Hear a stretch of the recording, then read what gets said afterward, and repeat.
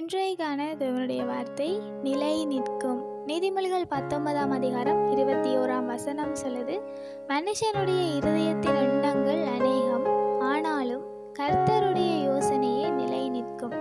நாங்கள் எல்லோரும் மனிதர்களாக இருக்கிறோம். உண்மையில் மனிதர்களுடைய இருதயத்தின் எண்ணங்கள் அநேகமாக இருக்கிறது. அதாவது எந்த ஒரு காரியத்தை எடுத்துக்கொண்டாலும் அதை குறித்ததான எண்ணங்கள் அநேகமாக இருக்கிறது. ஆனாலும் கர்த்தருடைய யோசனையே நிலை நிற்கும் என்று சொல்லி நீதிமொழிகள்ல சொல்லப்பட்டிருக்கு. எங்களிடத்துல அநேக திட்டங்கள், அநேக விருப்பங்கள் காணப்படலாம். ஒரு சில நிறைவேறும், ஒரு சில நிறைவேறாது. உண்மையில் தேவன் சொல்லுகிறார், நான் செய்கிறது இன்னதென்று இப்பொழுது நீங்கள் அறிய மாட்டீர்கள், இனிமேல் அறிவீர்கள் என்று.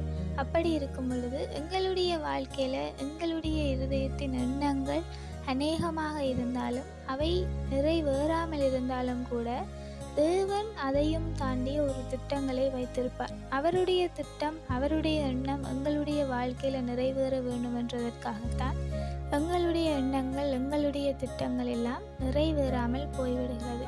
உண்மையில் எங்களுடைய வாழ்க்கையில எது எங்களுக்கு சரி, எது எங்களுக்கு பிழை என்று சொல்லி எங்களுக்கு தெரியாது. ஆனால் தேவனுக்கு எல்லாம் தெரியும்.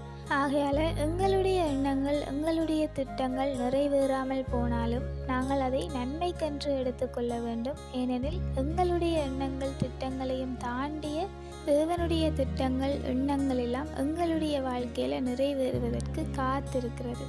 நாங்கள் நினைக்கிறதெல்லாம் நடந்து விடுகிறதில்லை. அவர்